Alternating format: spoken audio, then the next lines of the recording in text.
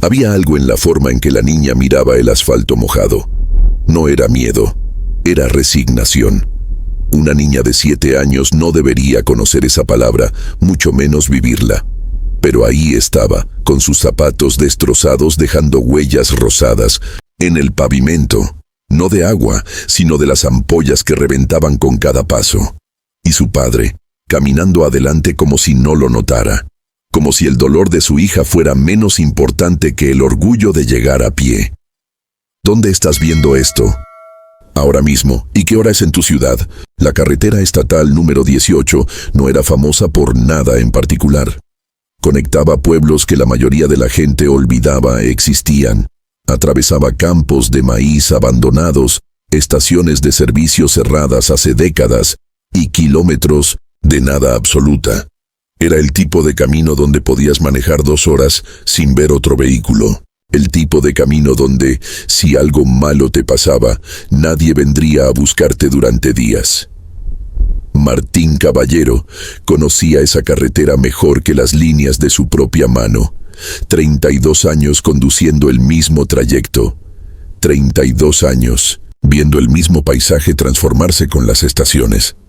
Había visto ese asfalto bajo nieve, bajo sol abrasador, bajo niebla tan densa que apenas podía distinguir las líneas amarillas. Pero nunca, en 3 décadas, había visto lo que vio esa tarde de octubre.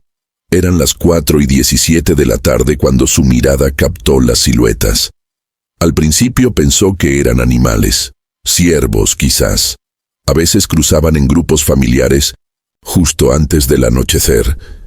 Pero algo en el movimiento no cuadraba. Los ciervos se mueven con propósito. Estas figuras se arrastraban. Redujo la velocidad del camión articulado, ese monstruo de 18 ruedas que había sido su oficina móvil durante más de la mitad de su vida. El motor diésel rugió suavemente mientras cambiaba de marcha. La lluvia golpeaba el parabrisas con esa insistencia monótona que había acompañado las últimas 100 millas de su ruta.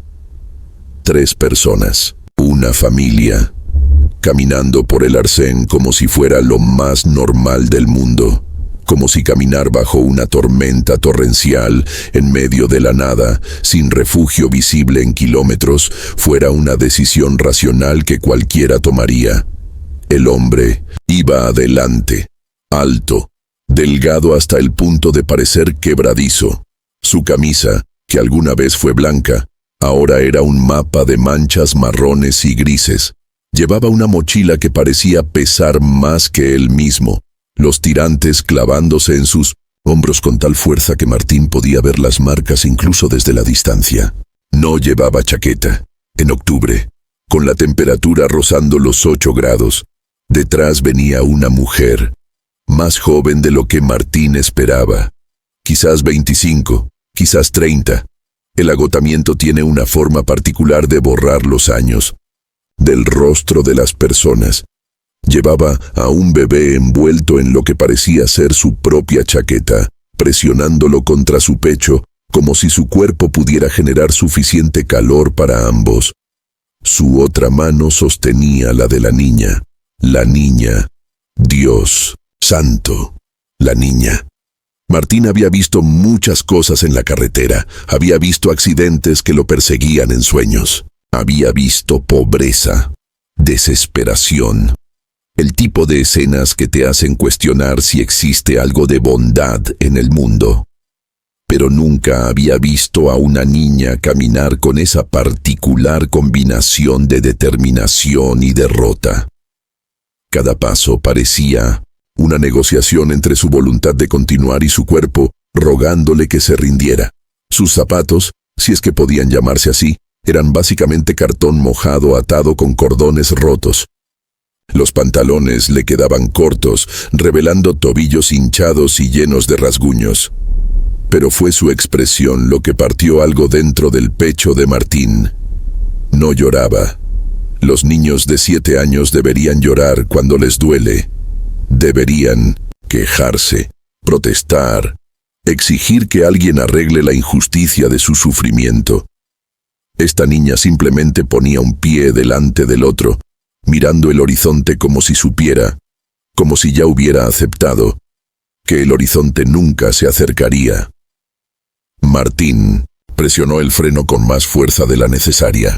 El camión chirrió hasta detenerse completo, las ruedas traseras patinando levemente en el asfalto mojado. Su mano ya estaba en la manija de la puerta antes de que el vehículo se detuviera por completo. El viento frío lo golpeó como una bofetada física. La lluvia era peor de lo que parecía desde dentro de la cabina. No caía, atacaba. Gotas gordas y violentas que picaban la piel expuesta. En 5 segundos, su camisa ya estaba empapada. «Oigan», gritó, su voz apenas audible sobre el rugido de la tormenta. El hombre se detuvo. No se giró inmediatamente. Hubo una pausa.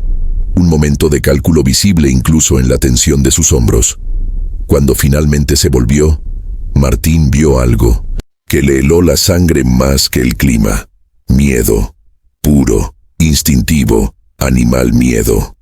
No miedo de la tormenta, no miedo del frío, miedo de Martín. Necesitan ayuda. Martín dio 2 pasos hacia ellos, levantando las manos en un gesto universal de paz.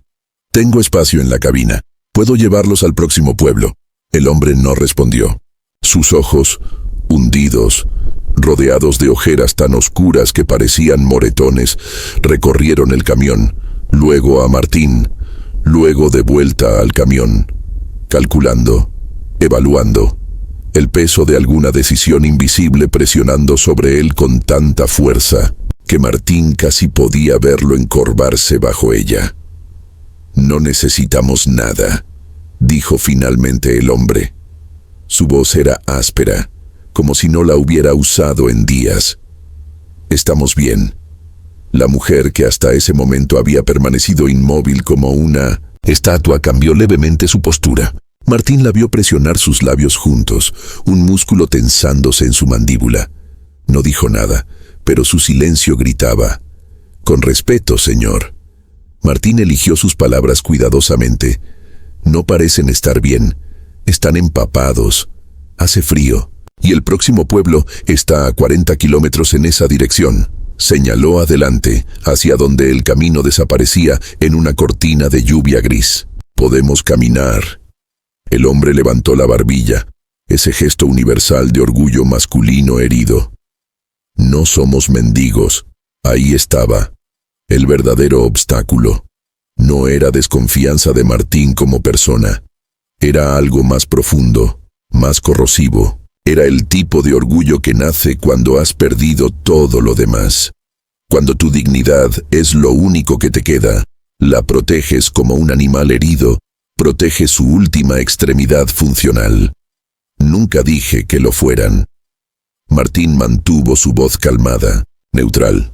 Había aprendido en décadas de conversaciones en gasolineras y restaurantes de carretera que a veces la forma en que dices algo importa más que lo que dices. Solo dije que tengo espacio y ustedes necesitan llegar a algún lado. Una cosa no tiene nada que ver con la otra. La niña eligió ese momento para toser. No fue una tos pequeña, delicada. Fue profunda, viniendo desde el fondo de su pecho. El tipo de tos que sacude todo tu cuerpo. Tosió 3 veces, cada una más violenta que la anterior, doblándose ligeramente con el esfuerzo. La mujer se agachó inmediatamente junto a ella, su mano libre, la que no sostenía al bebé, tocando la frente de la niña. Martín vio sus labios moverse. Palabras demasiado suaves para escuchar sobre el viento, pero el tono era inconfundible. Era el tono que toda madre usa cuando está aterrorizada, pero intenta no demostrarlo. El tono que dice, «todo está bien», cuando claramente nada lo está. El hombre las miró. Por primera vez, su fachada de control absoluto se agrietó, solo por un segundo. Solo lo suficiente para que Martín viera la verdad. Estaba tan perdido como ellas. Quizás más. Porque sobre sus hombros no solo recaía su propia supervivencia, sino la responsabilidad de 3 vidas más. Y estaba fallando. Martín tomó una decisión. «Miren», dijo, adoptando el tono que usaba con sus propios hijos cuando necesitaban escuchar algo importante. No sé qué situación los trajo aquí. No necesito saberlo. Lo que sí sé es esto. En 2 horas va a oscurecer. La temperatura va a bajar otros 5 grados. Esta lluvia no va a parar. Hizo una pausa, dejando que las palabras se asentaran.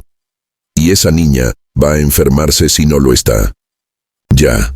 El hombre apretó la mandíbula, los músculos visibles bajo su piel estirada. Mi camión va hacia el norte, hacia la ciudad de San Rafael. Puedo dejarlos allí. Hay un refugio, una iglesia que siempre tiene las puertas abiertas, y un hospital, con una clínica gratuita. Martín dio un paso más cerca. No les estoy pidiendo nada. No necesito sus historias. Solo suban y llegaremos en 1 hora. Eso es todo. El silencio que siguió fue denso, cargado de más de lo que Martín podía comprender completamente. Estaba la lluvia, el viento, el sonido del motor diésel del camión en ralentí. Pero debajo de todo eso había algo más grande. Una decisión que cambiaría algo fundamental. La mujer fue quien habló primero. Su voz era tan baja que Martín tuvo que inclinarse para escucharla. Diego, dijo, mirando a su esposo. Solo eso, solo su nombre. Pero en esa palabra había todo un discurso, una súplica, una orden, un recordatorio de que su orgullo no podía pesar más que la vida de sus hijos. Diego, el hombre, cerró los ojos. Respiró profundo. Cuando los abrió nuevamente, algo había cambiado en ellos. ¿1 hora? Preguntó. 1 hora, Martín confirmó. Y luego bajan y nunca más tienen que verme. Como si esto nunca hubiera pasado. Diego miró a sus hijos. Luego, a su esposa. Luego, finalmente, asintió. Un movimiento pequeño, casi imperceptible, pero que contenía la rendición de un hombre que acababa de aceptar que a veces pedir ayuda no es debilidad, es supervivencia. La cabina del camión no era lujosa, pero comparada con el infierno exterior, era un palacio. Martín ayudó a la mujer a subir primero, asegurándose de que ella y el bebé estuvieran seguros en el asiento trasero donde había mantas limpias dobladas. La niña subió después, sus piernas apenas alcanzando el escalón. Martín notó cómo evitó poner presión en su pie izquierdo, el que dejaba manchas rosadas. Diego fue el último en subir, moviéndose con la rigidez de alguien cuyos músculos han estado tensos durante demasiado tiempo. Se sentó en el asiento del pasajero, la mochila todavía en su espalda, como si estar listo para salir corriendo, en cualquier momento, fuera un instinto que no podía apagar. Martín cerró la puerta, rodeó el camión y subió al lado del conductor. El contraste fue inmediato. Afuera, caos, frío, peligro. Adentro, calidez. El olor familiar a diésel y café viejo. El zumbido constante del motor que Martín encontraba casi reconfortante. «Hay una termo con café caliente ahí», dijo, señalando la guantera. «No es gran cosa, pero está caliente. Y hay algunas galletas si los niños tienen hambre». Diego no respondió, pero Martín vio a la mujer, cuyo nombre aún no sabía, alcanzar la termo con manos temblorosas. No del frío. Se dio cuenta Martín, del alivio, puso el camión en marcha. Las ruedas encontraron tracción en el asfalto mojado y comenzaron a moverse, dejando atrás el lugar donde minutos antes una familia había estado caminando hacia un destino incierto. Los primeros 15 minutos pasaron en silencio absoluto. Martín se concentró en la carretera, dándoles espacio para procesar, para acostumbrarse a la idea de que, al menos por ahora, estaban a salvo. Podía escuchar a la mujer murmurando suavemente al bebé, palabras en un idioma que sonaba como español, pero con un acento que Martín no podía ubicar completamente. La niña se había acurrucado contra su madre. Sus ojos, grandes, oscuros, demasiado viejos para su cara, mirando por la ventana el paisaje que pasaba. Martín la vio tocarse los pies con cuidado, presionando suavemente las áreas que claramente le dolían más. Fue la mujer quien finalmente rompió el silencio. «Gracias», dijo. Simple, directa, pero cargada de un peso que las palabras solas no podían transmitir completamente. «No es nada», Martín respondió, manteniendo sus ojos en el camino. «No», ella insistió, y había algo firme en su voz ahora.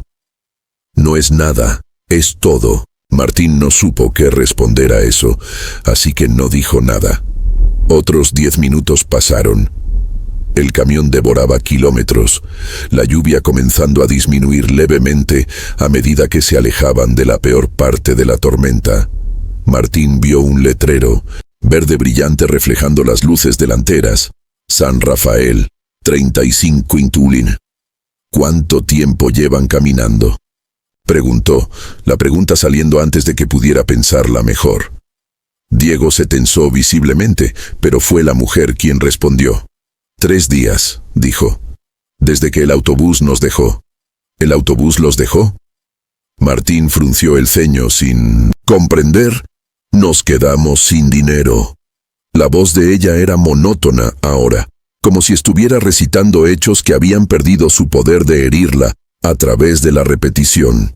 A mitad de camino, el conductor dijo que tenía un horario que cumplir. Nos dejó en una salida. Dijimos que caminaríamos hasta la próxima ciudad. «Eso fue hace 3 días», Martín repitió, procesando la información. «¿Han estado caminando 3 días enteros?». «Dormimos donde podíamos». Diego habló ahora, su voz aún áspera pero con menos hostilidad que antes. «Bajo puentes, una vez en un granero abandonado». Martín sintió algo apretarse en su pecho. «¿Y comida?». El silencio que siguió fue respuesta. «Suficiente». «La niña». Martín se obligó a continuar. «Está enferma. Tiene fiebre desde anoche». La madre dijo, su voz finalmente quebrándose ligeramente. «No mucha, pero está empeorando». Martín miró por el espejo retrovisor. La niña tenía los ojos cerrados ahora, su pequeño cuerpo acurrucado de una manera que se veía incómoda, pero que probablemente era la única posición que no le dolía demasiado. Su respiración era audible, ligeramente sibilante. «El hospital en San Rafael», Martín dijo, tomando otra decisión. «Tiene una sala de emergencias, puedo llevarlos directo allí». «No tenemos», Diego comenzó. «No preguntan por dinero primero». Martín lo interrumpió. «Especialmente no con niños. La tratan. Luego arreglan el papeleo después. Conozco a la doctora de turno de los martes, es buena gente». Diego y su esposa intercambiaron una mirada. Martín vio toda una conversación suceder en ese intercambio silencioso. Argumentos contra argumentos, miedos compartidos y decisiones desesperadas. «Está bien», Diego finalmente dijo. «Si usted cree que es seguro, es seguro», Martín prometió, y se dio cuenta de que estaba haciendo más que simplemente ofrecer un aventón. Estaba asumiendo responsabilidad por estas personas, por sus vidas, por lo que les pasara después de que salieran de su camión. No era una sensación cómoda, pero se sentía correcta. El camino continuó desenvolviéndose delante de ellos. Martín encendió la radio, manteniéndola en un volumen bajo, música suave, nada de noticias o comerciales, el tipo de sonido de fondo que llena el silencio sin exigir atención. «¿De dónde vienen?», preguntó después de un rato, manteniendo su tono conversacional, no invasivo. Hubo una pausa. Luego, «Venezuela», dijo la mujer, una palabra, un país. Pero Martín entendió que contenía miles de historias no contadas, hambre, violencia, desesperación tan profunda que caminar durante días en territorio desconocido parecía preferible a quedarse. «¿Tienen familia aquí?», preguntó. «Un primo», Diego respondió, «en una ciudad al norte. Nos dijo que podía ayudarnos a encontrar trabajo, pero…». Su voz se apagó. «Pero no llegaron tan lejos como pensaban que llegarían con el dinero que tenían», Martín completó. «No sabíamos que sería tan caro», la mujer dijo. «Todo. Los autobuses, la comida, los lugares para dormir. Pensamos que con lo que llevábamos sería suficiente. Éramos ingenuos. No ingenuos, Martín corrigió suavemente. Solo esperanzados. Hay una diferencia. La niña tosió otra vez. Ese sonido profundo que hacía que Martín presionara ligeramente más el acelerador. San Rafael estaba a 20 kilómetros hora. 15 minutos si se apuraba un poco, si las condiciones de la carretera lo permitían.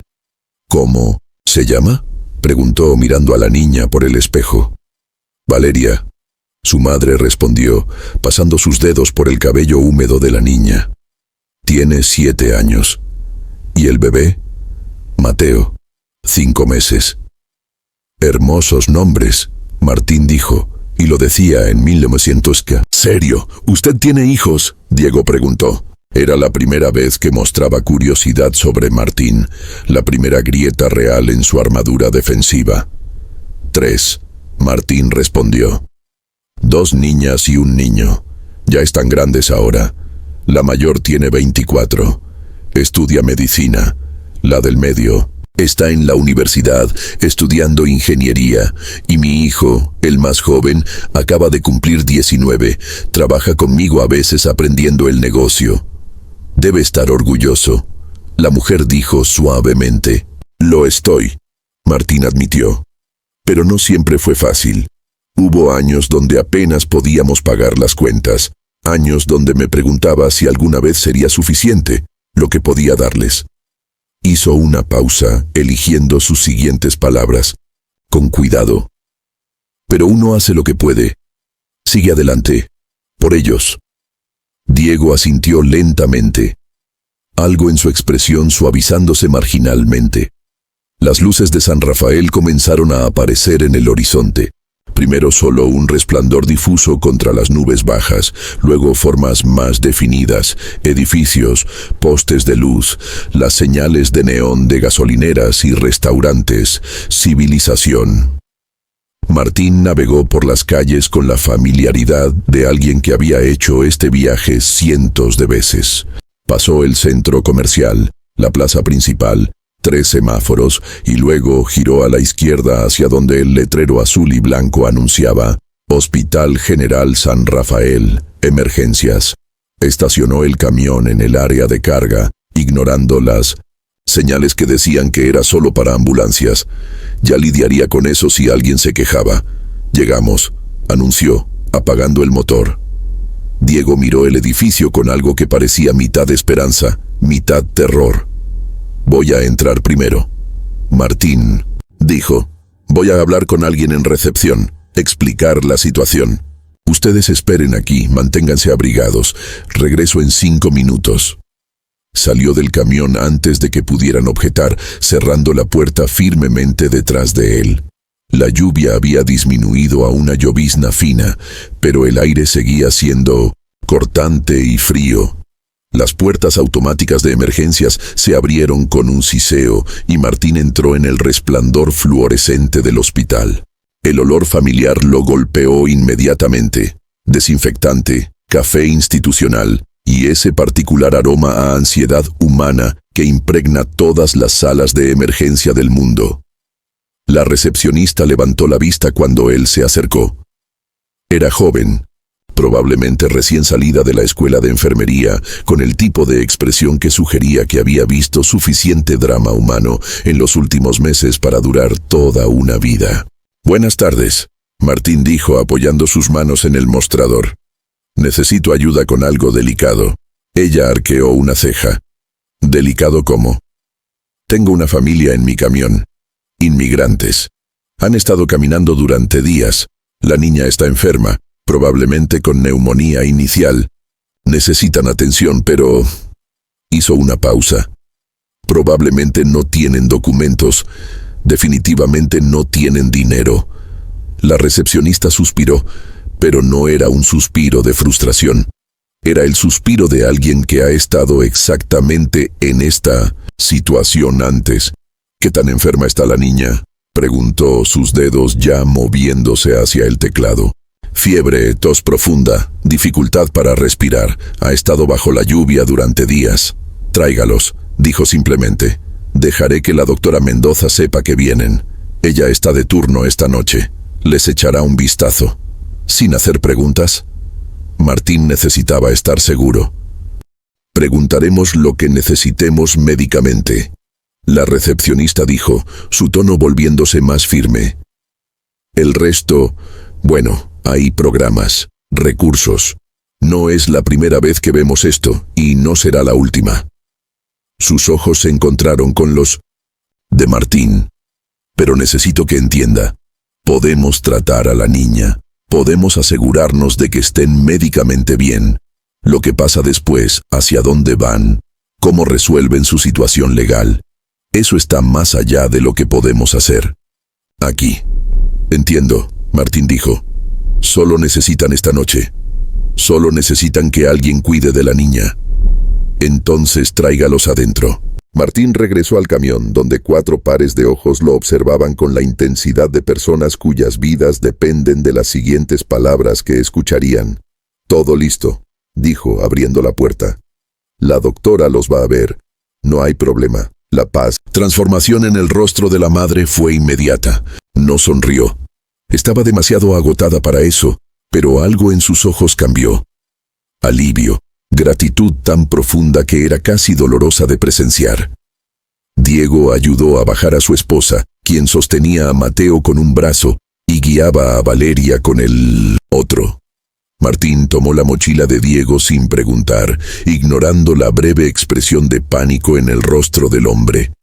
Probablemente todo lo que poseían estaba en esa bolsa, y la llevó él mismo. Cruzaron el estacionamiento como una procesión extraña. Diego caminando con esa rigidez que viene de mantener los músculos tensos durante demasiado tiempo. Su esposa, cojeando ligeramente, favoreciendo su pie derecho. Valeria, moviéndose como si cada paso le costara un esfuerzo monumental pero decidida a no quejarse. Y Martín, llevando su mochila, sintiéndose extrañamente como un pastor guiando a su rebaño hacia la seguridad. La recepcionista fue eficiente. Tomó información básica, nombres, edades, síntomas, sin hacer las preguntas, que probablemente tenía prohibido hacer de todos modos. 10 minutos después, una enfermera apareció con una silla de ruedas. Para la princesita, dijo con una sonrisa cálida, agachándose al nivel de Valeria. ¿Qué te parece un paseo? Valeria miró a su madre, quien asintió. La niña se sentó en la silla y Martín vio cómo sus hombros finalmente se relajaban. Por primera vez en probablemente días, alguien más estaba encargándose. Alguien más estaba asumiendo el peso. La seguirán a una sala de examen, la enfermera explicó a los padres. La doctora Mendoza estará con ustedes en un momento. Mientras tanto, hay café caliente y sándwiches en la sala de espera si tienen hambre. Hambre. Martín vio la forma en que tanto Diego como su esposa tragaron saliva ante la palabra. Vayan, dijo. Coman, yo esperaré aquí. No tiene que... Diego comenzó. Lo sé, Martín lo interrumpió gentilmente, pero voy a hacerlo de todos modos. Observó mientras la enfermera empujaba a Valeria por el pasillo, los padres siguiendo detrás, el bebé finalmente tranquilo en los brazos de su madre. Justo antes de que desaparecieran por la esquina, la mujer se volvió y lo miró. No dijo nada. No necesitaba hacerlo. Martín se dejó caer en una de las sillas de plástico de la sala de espera. Ahora que la adrenalina estaba disminuyendo, se dio cuenta de que estaba agotado. No era solo cansancio físico, aunque había eso también. Era el peso emocional de las últimas 2 horas golpeándolo de repente. Había recogido a personas antes. Autoestopistas, personas con autos averiados, incluso una vez una mujer en trabajo de parto, que necesitaba llegar al hospital más rápido que la ambulancia disponible. Pero esto era diferente. Esto no era solo dar un aventón. Esto era más grande, más complicado. Se preguntó, no por primera vez, qué habría pasado si no se hubiera detenido, si hubiera seguido conduciendo, diciéndose a sí mismo que no era su problema, que tenía un horario que mantener, que no podía resolver todos los problemas del mundo. Habrían seguido caminando. Valeria habría empeorado. En algún momento, Probablemente esa noche o mañana por la mañana ella habría colapsado. ¿Y entonces qué? ¿Habrían encontrado ayuda? ¿O se habrían convertido en otra estadística, otra historia trágica que la gente leería en el periódico y olvidaría? Al día siguiente, sacudió la cabeza, expulsando los pensamientos. No había servido de nada especular sobre alternativas que no sucedieron. La realidad era esta. Se detuvo, los ayudó, y ahora estaba esperando para asegurarse de que estarían bien. 40 minutos después, Diego apareció en la sala de espera. Se veía ligeramente menos como un hombre al borde del colapso y más como un ser humano real. Había comida en su estómago. Martín podía verlo en la forma en que se movía, con un poco más de energía. La doctora dice que es una infección respiratoria, Diego dijo sentándose junto a Martín. Todavía no es neumonía, pero podría haberlo sido si no hubiéramos llegado aquí. Hizo una pausa. Me dijo que unos días más afuera, en esas condiciones, no habría sido bueno. Martín asintió, sin confiar en su voz. Le están dando antibióticos. Dijeron que debería quedarse en observación durante unas horas, asegurarse de que no haya complicaciones. Luego podemos irnos. ¿A dónde irán? Martín preguntó la pregunta que había estado evitando. Diego se encogió de hombros, un gesto que intentaba ser casual, pero que solo resaltaba lo perdido que realmente estaba. Hay un refugio, dijo. La recepcionista nos dio la dirección. Dijo que toman familias. Podemos quedarnos allí hasta que, no sé, hasta que pensemos en el siguiente paso. El siguiente paso. Como si la vida fuera una serie ordenada de pasos que uno podía planear y ejecutar. Martín sabía mejor. La vida era caos apenas controlado, especialmente cuando estabas en los márgenes como esta familia. El primo, Martín dijo. El que está al norte, todavía es una opción. Si podemos llegar hasta allá, Diego dijo. Pero eso es otros 300 kilómetros. Y ya no tenemos dinero para el autobús. Martín miró el reloj en la pared. Eran casi las 8 de la noche. Debería haber estado en su destino hace 2 horas. Su supervisor probablemente ya había llamado 3 veces. Tendría que inventar alguna historia sobre un retraso mecánico. Pero mientras miraba a Diego, este hombre que había caminado durante 3 días para darle a su familia una oportunidad de algo mejor, Martín supo que no había terminado aún. Escucha, dijo girándose para mirar a Diego directamente. Mi ruta me lleva hacia el norte de todos modos. 300 kilómetros no es nada. Puedo llevarlos a donde está tu primo. Diego parpadeó. ¿Qué? Después de que liberen a Valeria, después de que descansen un poco, puedo llevarlos. Los dejo en la ciudad donde está tu primo. Ustedes siguen desde allí. No podemos pedirle eso, Diego dijo. Pero Martín podía ver el anhelo en sus ojos, la esperanza luchando contra el orgullo. No estás pidiendo, Martín dijo firmemente. Estoy ofreciendo. Hay una diferencia. ¿Por qué? La pregunta salió casi como una acusación. ¿Por qué está haciendo todo esto? No nos conoce. Nada de esto es su problema. Martín consideró la pregunta. Era válida.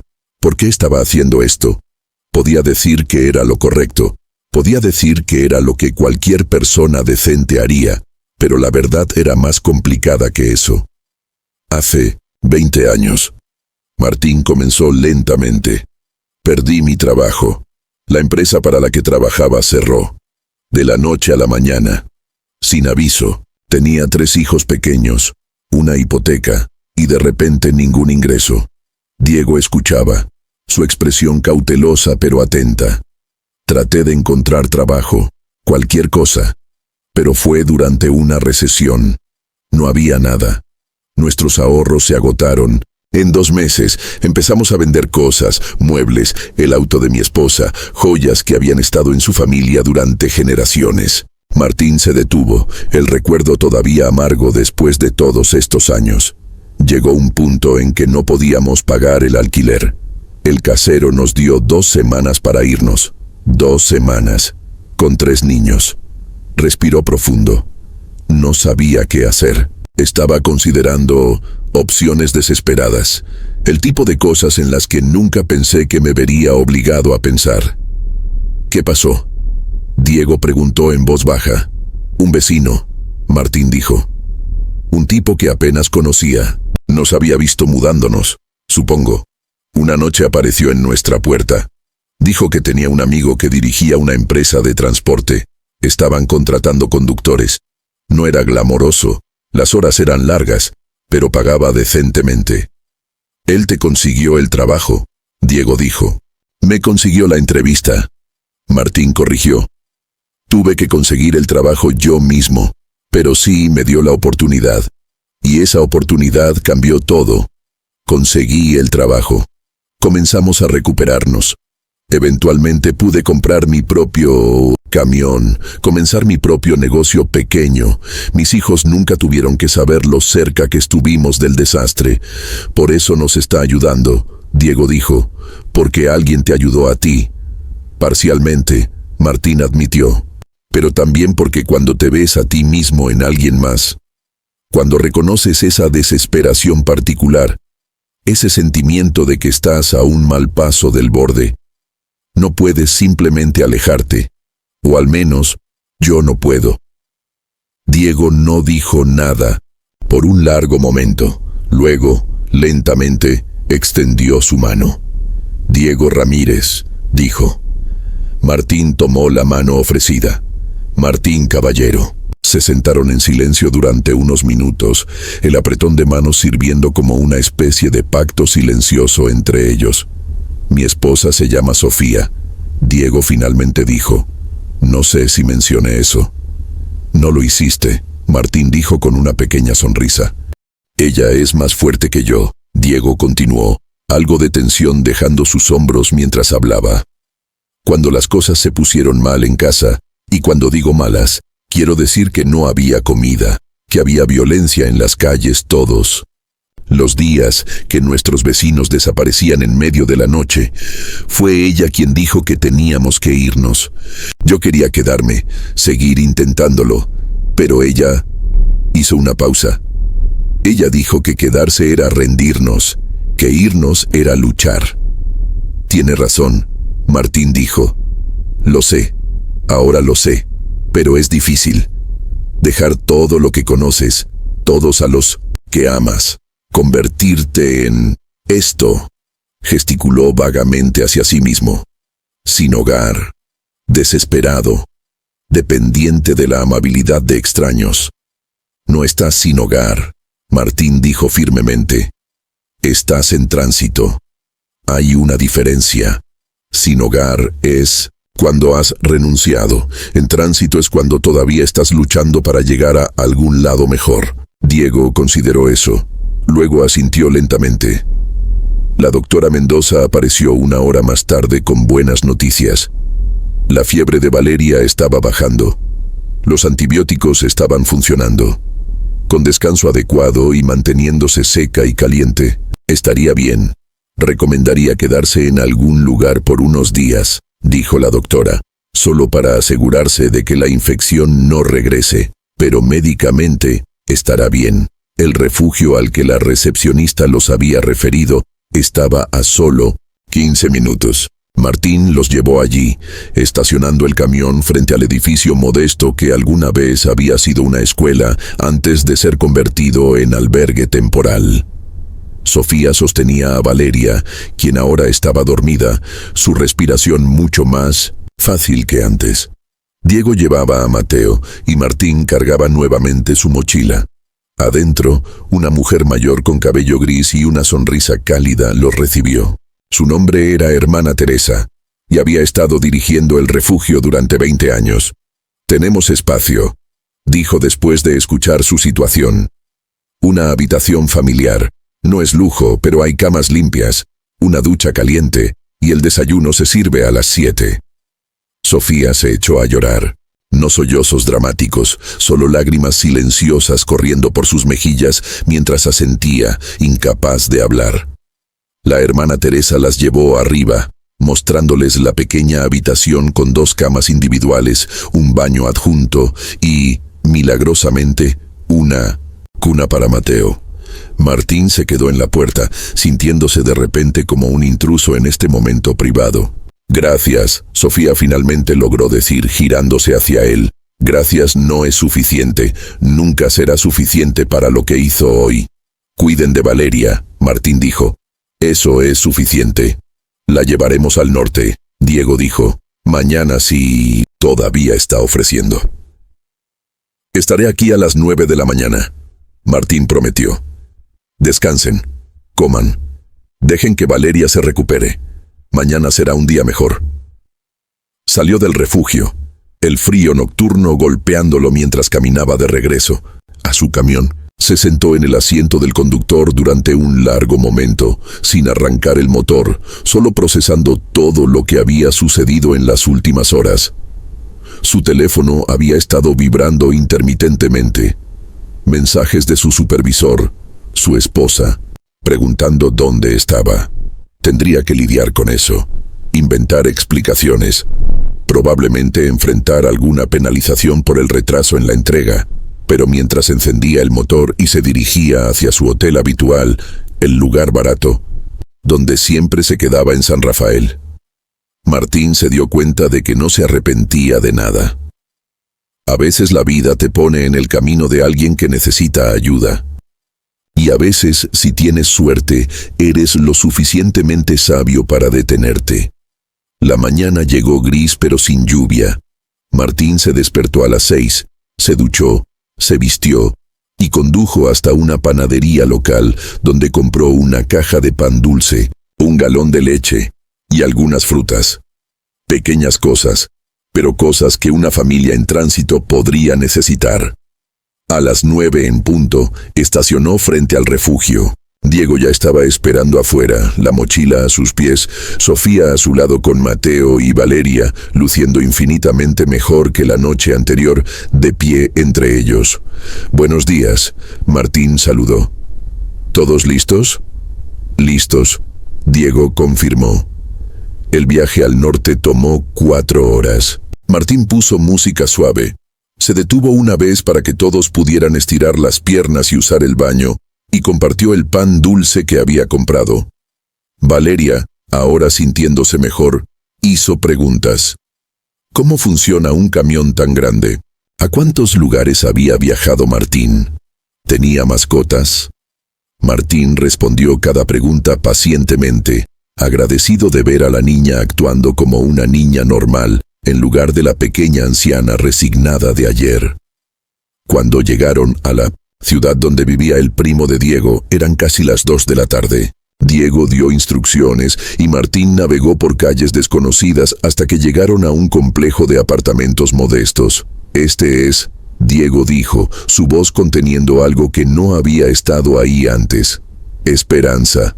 Edificio 3, apartamento 201». Martín estacionó. Todos salieron. Diego sacó un teléfono celular roto de su mochila, obviamente dañado por el agua durante su caminata, e intentó encenderlo. No funcionó. «Vamos a tener que subir», dijo. «Esperar que esté en casa». Subieron las escaleras exteriores hasta el segundo piso. Diego tocó la puerta del apartamento 201. Esperaron. Nada. Tocó otra vez, más fuerte. Martín vio la esperanza comenzar a drenarse del rostro de Diego con cada segundo que pasaba sin respuesta. Luego, voces detrás de la puerta, el sonido de candados abriéndose. La puerta se abrió para revelar a un hombre en sus 30, con una asombrosa semejanza con Diego, obviamente primos. «¿Diego?», el hombre dijo, su cara transformándose de confusión a shock total. «¿Diego? Por Dios, creí que estaban muertos». Se lanzaron uno hacia el otro, abrazándose con la intensidad de personas que han compartido trauma y pérdida. El primo, cuyo nombre resultó ser Carlos, miró a Sofía, a los niños, de vuelta a Diego. «Dije 3 semanas», Diego estaba diciendo. «Hace un mes. Dije que llegaríamos en 3 semanas». Lo sé, pero cuando no llegaron, cuando no pude contactarte, pensé que... Carlos se detuvo componiendo su voz. No importa. Están aquí, están a salvo. Entren, entren. Los ojos de Carlos aterrizaron en Martín, parado un poco atrás. Este es Martín, Diego dijo rápidamente. Nos recogió en la carretera, literalmente, nos salvó la vida. Nos trajo hasta aquí. Carlos extendió su mano, su apretón firme. No sé cómo agradecerle. Cuiden de ellos. Martín dijo simplemente. Eso es todo lo que necesito. Diego se volvió hacia Martín. Por un momento parecía que iba a decir algo, pero las palabras se le quedaron atoradas en la garganta. En su lugar simplemente extendió su mano nuevamente. Martín la tomó y luego, impulsivamente, lo atrajo hacia un abrazo. Van a estar bien. Martín murmuró. Sigan luchando, sigan siendo fuertes. Sofía se acercó, Valeria de la mano. La niña levantó la vista hacia Martín con esos ojos grandes y oscuros.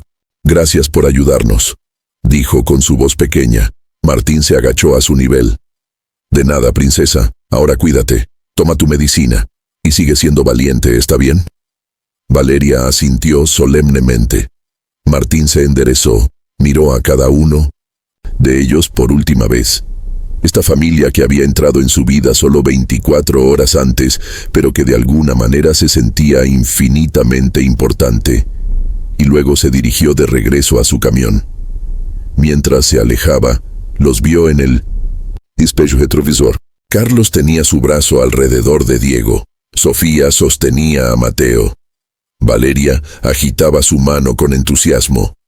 Y luego doblaron una esquina y desaparecieron de su vista. Martín condujo durante 2 horas antes de que la realidad de todo realmente lo golpeara. Se detuvo en un área de descanso, estacionó el camión y se sentó en silencio mientras el sol comenzaba a ponerse. Pensó en todos los «¿qué hubiera pasado si?» que había estado evitando contemplar. ¿Qué hubiera pasado si no se hubiera detenido? ¿Qué hubiera pasado si Diego hubiera sido demasiado orgulloso para aceptar ayuda? ¿Qué hubiera pasado si Valeria no hubiera recibido tratamiento? Pero esos eran caminos no tomados. La realidad era esta. Vio a personas que necesitaban ayuda, se detuvo, las ayudó, y ahora estaban a salvo, con familia, con un futuro que ayer no tenían. Era simple, y también increíblemente complicado. Su teléfono sonó. Su esposa. «Hola, cariño», respondió. «¿Dónde has estado?» Su voz era una mezcla de preocupación e irritación. «Tu supervisora ha estado llamando. Dijeron que te retrasaste 2 días enteros en tu ruta». «Es una historia larga», Martín dijo. «Te la contaré cuando llegue a casa. Pero, ¿recuerdas cuando casi lo perdimos todo? ¿Hace 20 años?» Hubo una pausa. «Por supuesto que lo recuerdo». «¿Y recuerdas al señor González? ¿El vecino que me consiguió la entrevista de trabajo?» «Sí. Hoy tuve la oportunidad de ser él para alguien más», Martín dijo suavemente. «Y la tomé». Otro silencio. Luego, en voz más baja. «¿Están bien? ¿Las personas que ayudaste?» «Lo están ahora», Martín dijo. «Gracias a que alguien me enseñó que detenerse a ayudar no es debilidad, es lo que hace que sigamos siendo humanos». «Te amo», su esposa dijo, y Martín podía escuchar la sonrisa en su voz. «Yo también te amo. Llegaré a casa en 2 días, y luego tengo una historia que contarte». Colgó el teléfono y se sentó en silencio por un momento más, viendo cómo el cielo pasaba de naranja a púrpura a negro. En algún lugar al norte, una familia estaba cenando con su primo. Una niña se estaba riendo, sintiéndose mejor por primera vez en días. Un bebé estaba siendo acunado. 2 padres estaban comenzando a creer que tal vez, solo tal vez, habían tomado la decisión correcta al dejar todo atrás. Y todo porque un camionero decidió detenerse. A veces las grandes decisiones no son grandes en absoluto. A veces son tan simples como ver a alguien que necesita ayuda y elegir no mirar hacia otro lado. A veces, salvar una vida no requiere heroísmo dramático, solo la voluntad de ser inconvenientemente amable cuando sería mucho más fácil seguir conduciendo. Martín arrancó el motor, volvió a la carretera y continuó su viaje a casa. El camino se extendía ante él, interminable y familiar. Y en algún lugar de su pecho, algo que había estado tenso durante años, se sentía un poco más ligero, porque había estado en ambos lados de la ecuación. Había sido el que necesitaba ayuda, y ahora finalmente había sido el que la dio.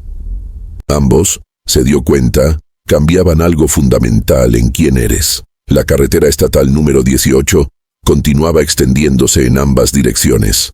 Innumerables camiones la recorrerían mañana, y al día siguiente, y cada día después. La mayoría pasaría sin incidentes. Solo otro día de trabajo, otra ruta completada. Pero de vez en cuando, solo de vez en cuando, un conductor vería algo que otros pasarían por alto. Una familia caminando bajo la lluvia. Una persona varada. Alguien que necesitara lo que solo otra persona podía dar. La simple, profunda, transformadora elección de detenerse.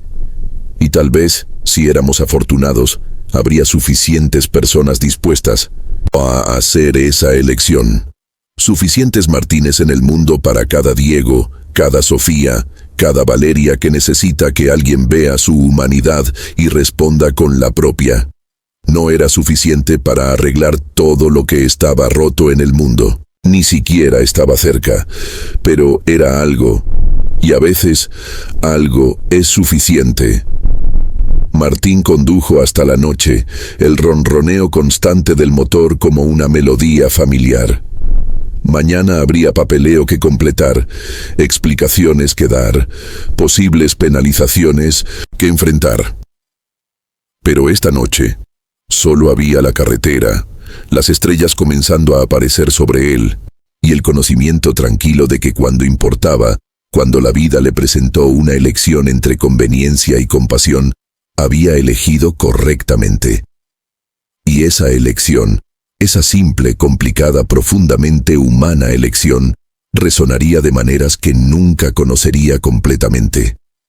En historias que Diego contaría a sus hijos cuando crecieran, en la memoria de Valeria de cuando alguien se detuvo cuando tenía frío, hambre y asustada. En el ejemplo que Martín había dado sin siquiera intentarlo de que la bondad no es debilidad. Es lo que nos mantiene humanos cuando todo lo demás intenta despojarnos de esa humanidad esencial. El camión continuó hacia el norte. La noche se profundizó, y en algún lugar detrás de él, una familia dormía segura por primera vez en semanas, soñando con futuros que ayer parecían imposibles. Todo porque alguien decidió detenerse. Si esta historia te movió, si te hizo pensar en las decisiones que tomamos cuando nadie está mirando, déjame un comentario con tus reflexiones.